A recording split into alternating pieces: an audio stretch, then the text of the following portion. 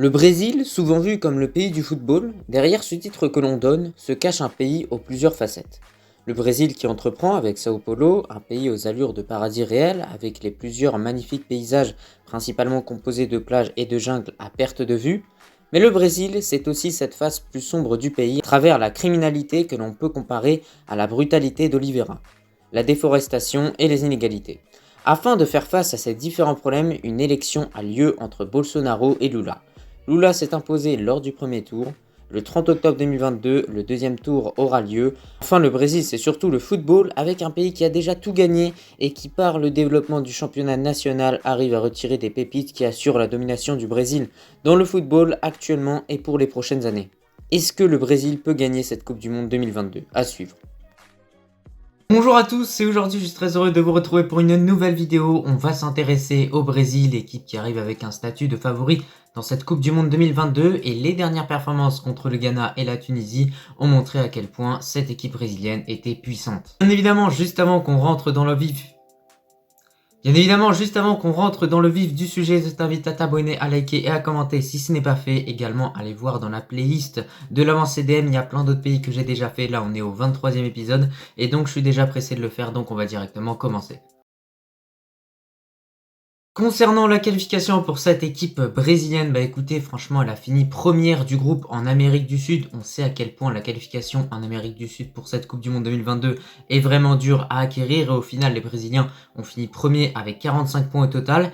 Et on a vraiment un bilan qui est incroyable avec tout simplement 14 victoires, s'il vous plaît. Vous avez bien entendu, 14 victoires et 3 matchs nuls, donc 0 défaite pour les Brésiliens. Également, cette stat intéressante analysée, 0,3 buts encaissés en moyenne par match, ce qui montre à quel point cette équipe brésilienne a vraiment une défense qui est très solide, surtout sur autant de matchs. Encaisser seulement 0,3 de buts en moyenne par match, c'est vraiment propre. Plusieurs joueurs ont brillé du côté du Brésil durant cette campagne de qualification pour la Coupe du Monde 2022, dont bien évidemment Neymar avec plusieurs passes décisives et buts, ainsi que Richarlison, puis il y a plein d'autres joueurs.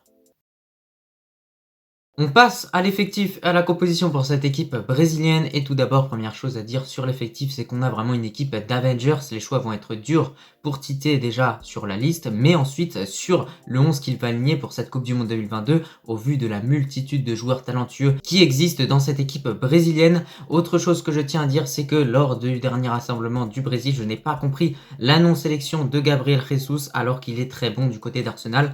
Donc on espère que pour cette Coupe du Monde 2022, Tite va être cohérent et va sélectionner Gabriel Jesus tout simplement parce qu'il le mérite. Pour cette composition, on va être dans un 4-3-3 offensif et donc on va directement commencer au poste de gardien avec Alisson. Mais écoutez, franchement, il y a un duel de gardiens dans cette équipe brésilienne entre Ederson ou Alisson, mais pour moi quand même, on a un gardien qui est plus confirmé que l'autre, c'est clairement Alisson. Franchement, c'est un gardien qui fait moins de boulettes par rapport à Ederson. En tout cas, moi je trouve que Alisson est beaucoup plus rassurant par rapport à Ederson et c'est pour ça que j'ai décidé de l'aligner de façon générale dans cette équipe brésilienne. Sur les derniers matchs, c'est également Alisson qui est aligné et c'est pour ça que je le mets vraisemblablement. C'est lui qui devrait débuter à ce poste de gardien pour cette équipe brésilienne durant cette Coupe du Monde 2022. On continue dans cette composition avec la défense qui sera une défense à 4 bien évidemment, avec au poste de latéral droit Militao. Et écoutez, franchement, c'est un joueur qui a déjà occupé cette fonction de latéral droit à Porto et quelques fois avec le Real Madrid. Bon, je vous avoue qu'en tant que madrilène, les prestations de Militao au poste d'arrière droit n'ont pas été vraiment brillantes au Real.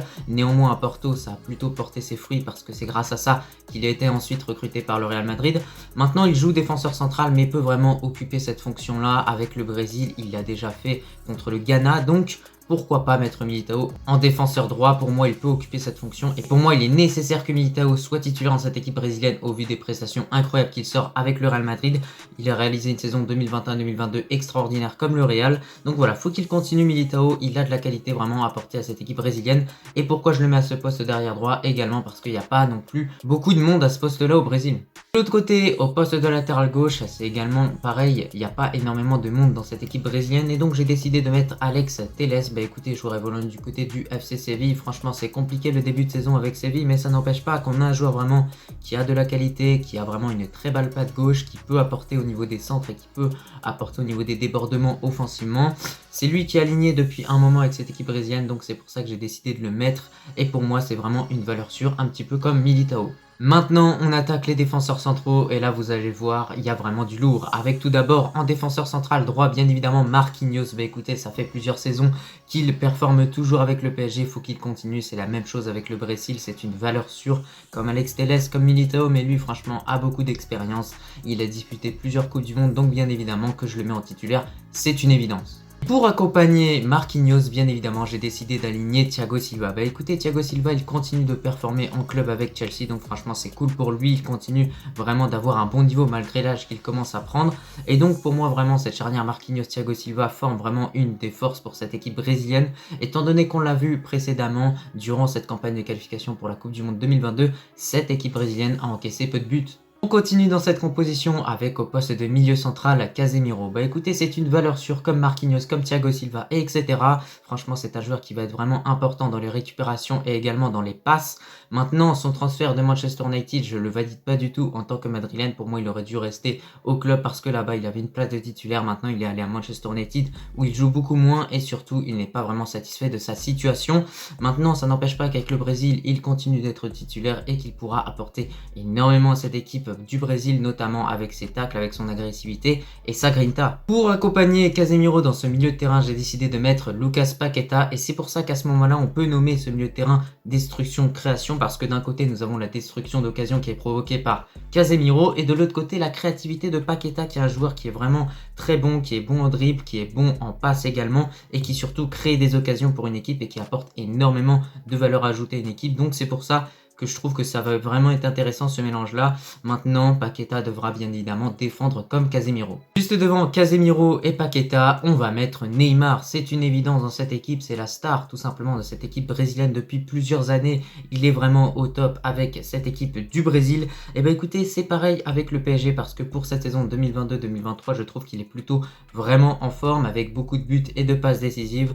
On espère que ça va continuer pour lui parce que souvent, beaucoup de personnes pensaient qu'il était finito. Au final, il n'est pas finito parce qu'il continue de régaler. Et pour cette Coupe du Monde 2022, vous allez voir que Neymar va vraiment vouloir montrer à tout le monde à quel point il est encore au top. Il devrait être aligné à ce poste de milieu offensif central parce que sur les côtés, il y a beaucoup de monde au Brésil et donc pourquoi pas mettre Neymar à ce poste-là tout simplement pour éviter de se passer d'un ailier qui pourrait être important. On attaque maintenant le trio d'attaque et vous allez voir c'est plutôt du lourd dans l'ensemble quand même avec au poste d'attaque en droit Rafinha. Bah écoutez franchement il évolue du côté du Barça, c'est un petit peu compliqué cette saison 2022-2023 pour lui. Ça n'empêche pas qu'avec cette équipe brésilienne il sort de bonnes prestations dont l'énorme prestation qu'il a sortie contre la Tunisie au Parc des Princes. Faut qu'il continue sur cette lancée avec le Brésil. Du côté du Barça faudrait peut-être qu'il essaye d'être plus aligné, qu'il essaye de plus frapper ou de créer des occasions pour tout simplement faire des passes décisives et des buts parce qu'au bout d'un moment un joueur, souvent son niveau, on le caractérise par les statistiques et donc il va falloir qu'il soit décisif.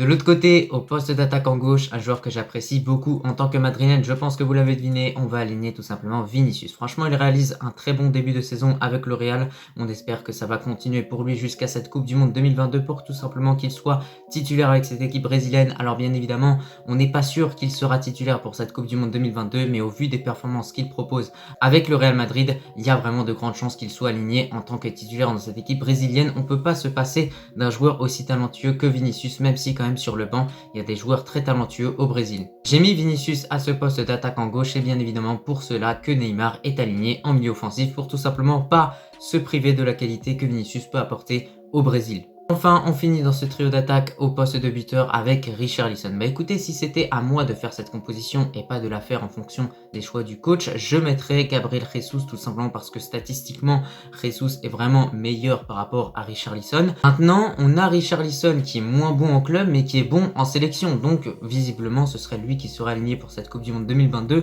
Et c'est un petit peu le contraire pour Gabriel Jesus, j'ai envie de vous dire. Il est bon en club avec Arsenal avec pas mal de buts inscrits en Première Ligue, mais en sélection c'est un petit peu plus compliqué pour lui. La concurrence sera bel et bien présente entre ces deux buteurs de classe mondiale, mais pour moi Tite devrait aligner Richarlison étant donné que sur les dernières prestations du Brésil, Richarlison a été aligné à ce poste de buteur. Plusieurs autres joueurs talentueux auraient pu figurer dans ce 11, Martinelli, Rodrigo, Fred et Anthony. Bon bah écoutez, quand on regarde ce 11 de façon générale, on le remarque, il y a vraiment une équipe qui est stratosphérique. À tous les postes, on a vraiment des joueurs de classe mondiale, j'ai envie de vous dire. On commence au poste de gardien où Alisson, c'est vraiment du solide depuis plusieurs années. Il est vraiment au top avec Liverpool, même si son niveau a baissé. Ensuite, sa défense est vraiment solide. Regardez, Militao, Marquinhos et Thiago Silva, c'est plus que du solide. Bon, Telles, c'est pas le meilleur à son poste, mais ça n'empêche pas qu'il est vraiment propre. Ensuite, ce milieu de terrain, Lucas Paqueta, Casemiro, qui associe destruction et créativité, franchement, ça peut faire mal. Ensuite, on finit avec ce quatuor offensif de fou qui est composé de Neymar, Vinicius, Rafinha et Richarlison. Je pense que vous l'avez remarqué, mais cette équipe ne va pas être là au Qatar pour rigoler, on l'a vu avec les joueurs qui sont présents sur le terrain. Pour cette Coupe du Monde 2022, le Brésil est tombé dans un groupe qui est largement à sa portée, composé de la Suisse, de la Serbie et du Cameroun. Et bah écoutez, pour cette équipe camerounaise, comme je l'ai évoqué lors du dernier épisode de l'avant-CDM, si tu ne l'as pas vu, je t'invite vraiment à aller le voir. C'est une équipe dont il faudra se méfier bien évidemment, puisqu'ils vont être là dans cette Coupe du Monde en tant qu'équipe qui n'a rien à perdre, donc ils vont absolument tout donner sur le terrain pour rendre fier leur peuple. Ensuite, pour la Suisse, on est une équipe qui a vraiment créé la sensation lors de l'Euro 2020 et qui va vouloir créer encore une fois la sensation dans cette Coupe du Monde 2022 et qui va vraiment arriver avec un gros statut d'outsider à assumer parce qu'on a une équipe qui commence à être vraiment confirmée dans le football européen. Et pour la Serbie, comme je l'ai dit précédemment dans le dernier épisode de l'avant-CDM qui précède celui-là, bah écoutez, franchement, on est une équipe qui est composée de beaucoup de joueurs talentueux et qui tentera sa chance dans ce groupe-là. Maintenant, où placer le Brésil dans ce groupe? Eh bien écoutez, pour moi, le Brésil devrait finir premier de ce groupe tout simplement parce qu'on le voit par rapport aux autres équipes, ils sont nettement au-dessus au vu de leur effectif d'Avengers, mais au vu également des dernières prestations qu'ils ont livrées, ils ont vraiment su montrer leur puissance. Dites-moi bien en commentaire si vous êtes d'accord avec moi et du coup que le Brésil devrait finir premier de ce groupe. Pour mon prono de façon générale vis-à-vis de cette équipe brésilienne, bah écoutez, dans ce mondial 2022, je les vois vraiment aller au plus loin. Les Brésiliens devront vraiment être méfiants parce qu'ils auront ce statut d'équipe à abattre, c'est-à-dire que vraiment tous les adversaires qu'ils vont affronter vont vouloir vraiment gagner contre cette équipe du Brésil pour tout simplement obtenir du prestige derrière. Ça n'empêche pas qu'on ait une équipe qui arrive à allier collectif et individualité, et croyez-moi, quand une équipe arrive à faire ça, c'est vraiment une équipe talentueuse. Et moi, sincèrement, cette équipe brésilienne, je vais vous le dire, mon prono de façon générale, je la vois gagner cette Coupe du Monde 2022. Il est toujours bon de ne pas oublier qu'il est toujours important dans une Coupe du Monde d'avoir un bon réservoir de joueurs, chose que possède le Brésil. Donc en cas de blessure, il y aura toujours du monde sur le banc et des joueurs toujours autant talentueux. Bon bah écoutez, cette vidéo va prendre fin, je te remercie franchement si tu l'as regardée dans son entièreté, merci également pour tous les retours que vous me faites en commentaire, ça me fait plaisir de voir certains commentaires, donc n'hésitez pas vraiment à continuer et à partager la chaîne pour l'agrandir, bien évidemment. Je t'ai donné mon avis vis-à-vis de cette équipe brésilienne, je la vois aller au plus loin, je te remercie encore une fois et je te dis à la prochaine.